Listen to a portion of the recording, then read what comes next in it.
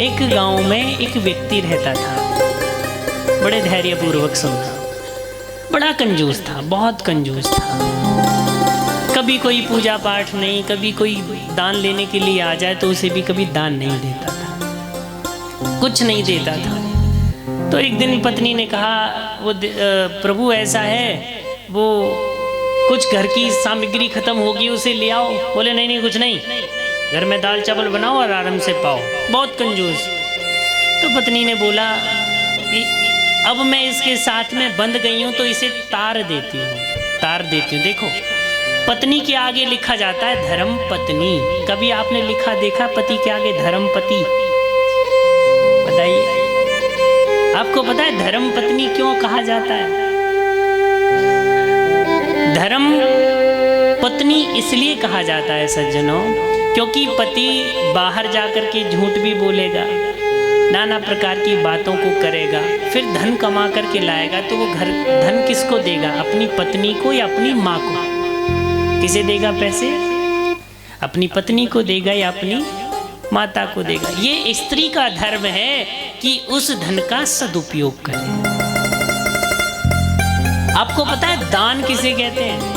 आप क्या सोचते हो कि किसी गरीब बेटी का विवाह करवा देना, उसमें कुछ दान चंदा दे देना, इसे दान कहते हैं? नहीं, इसे दान नहीं कहते। आप क्या सोच रहे हो, कोई रोड पर जा रहा था, उसे आपने खाना या आटा दाल दिलवा दिया तो ये आपने दान कर दिया? नहीं, ये दान नहीं है, ये सहयोग है। ये क्या है?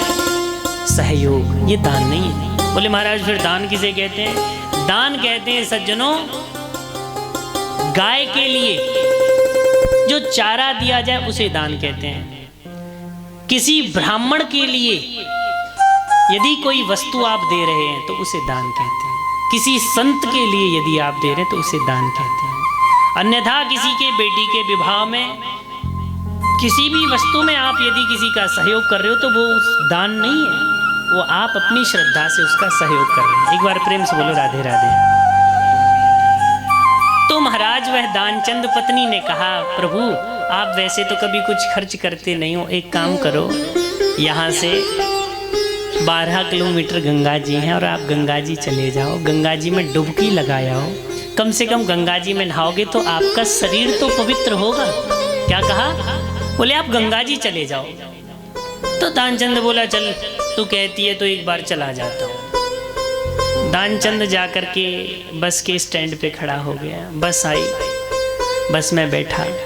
बस में बैठने के बाद में कंडक्टर ने कहा भैया किराया? बोले महाराज किस चीज़ का किराया? गंगा जी तो जा रहे हैं। बोले फ्री में गंगा जी कोई नहीं लेके जाएगा।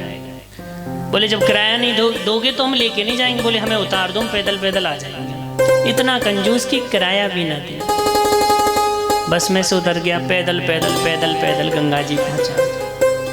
गंगा जी पे पहुंच करके, गंगा जी पे तो पंडा लोग होते हैं, बोले यहाँ पर थोड़ा चढ़ाइए, यहाँ पे थोड़ा चढ़ाइए। उसने सोचा ये पंडा जी भी कहेंगे यहाँ भी चढ़ाओ, यहाँ भी चढ़ाओ। बोले गंगा जी जा ही नहीं रहे गंगा जी के घाट पे। बोले कहाँ चले? बोले मुर्दा घाट। अब मुर्दा घाट हमारे तुम्हारे घरों में से कभी जब भी किसी की सीट खाली होती है, जब एक दिन मुर्दा घाट भरता है, वो दौड़ा दौड़ा बेचारा मुर्दा घाट में गया, चारों तरफ देखा तो कोई नहीं, वस्त्रों को उतारा और गंगा जी में डुबकी लगाने लगा। अब जैसे ही इसने आज डुबकी लगाई, इतनी देर में भगवान ने कहा, बोले इतना बड़ा कंजूस 10-20 रुपए बेचारे पंडा जी को दे देता तो क्या चला जा। भगवान भी कह रहे, बोले आज इसे हम छकाते हैं। कपड़े जहाँ पर रखे हुए थे, कपड़ों को भगवान जी ने एक पंडा का रूप धारण किया, ऐसे ऐसे रख दिए कपड़े और कहा यजमान की जय हो। एकदम दानचंद निकला और पंडा जी को देखने लगा। बोले पंडा जी महाराज, ये पंडित जी क्या मुर्दा घाट भी नहीं छोड़ा है? बोले यहाँ भी आ गए पंडा जी। बोले महाराज संतोषी ब्राह्मण है, यहीं पर रहते हैं, आप जैसे भगत जगत आ जाते हैं, 1-2 साल का खाने पीने की व्यवस्था कर जाते हैं, हम तो यहीं रहते हैं। बोले 1-2 साल? यहाँ पत्नी कितने समय से सामान मांग रही है, हम उसके लिए कभी कुछ नहीं लेके गए। बोले अब कपड़े आपको जब ही दिए जाएंगे जब आप कुछ दे दोगे। उसने कहा अभी तो कुछ है नहीं। बोले संकल्प कर लो, और यदि व्यक्ति ने संकल्प कर लिया तो फिर तो देना पड़ेगा। आज दानचंद जी के साथ में पंडा जी ने संकल्प करा लिया, वो भी पता है कितने का, 1 धेले का। कितने का करा लिया? ये उन जमाने में चलता था 1 धेला। 1 धेले का संकल्प करा करके सज्जनों आज दानचंद ने कपड़े पहने और हाथ जोड़े और चल दिया पैदल पैदल 12 किलोमीटर घर पहुंचा। और घर पहुंचने के बाद में जैसे ही जाके वस्त्र उतार के अपने शयन कक्ष में पहुंचा, इतनी देर में पंडा जी महाराज पहुंच गए। गेट को खटखटाया, यजमान की जय हो। जैसे ही यजमान की जय हो बाहर देखा तो पत्नी से कहा जाकर के देखो कौन है। पत्नी बाहर आई, आकर के पत्नी ने पूछा बताइए प्रभु। बोले देवी हम पंडा जी हैं, गंगा जी के घाट से आए हैं। तुम्हारे पति ने कहा था कुछ दान हमारा उन पे निकलता है, वो दे दें, आ जाए। हम घर आ गए। तो अंदर बोली पूछ के आती हूँ। वो अंदर गई और जा करके पति से पूछा, बोले किसी पंडा जी से कुछ देने के लिए कह करके आए थे? बोले हाँ कहा था 1 धेले के लिए। बोले आगे गेट पे ही खड़े हैं। बोले आ गया? बोले बाहर ही खड़े हैं। बोले जा करके कह दो आज दानचंद की बहुत तबीयत खराब है, 2-4 दिन बाद आए। बहुत तबीयत खराब। पत्नी जा करके, माताओं का स्वभाव होता है जरा सी देर में परिवर्तित कर लेती। यहाँ की कोई माता है, इसलिए बाहर की बात कर रहा हूँ मैं, वैसे यहाँ की नहीं। प्रेम से बोलो राधे राधे। माताओं का ऐसा स्वभाव, माता ने जाकर के क्या बताएं, अभी अभी हमारे पति की बड़ी तबीयत खराब हो गई, आप 2-4 दिन बाद आना और तब जाकर के अपना धेला ले जाना।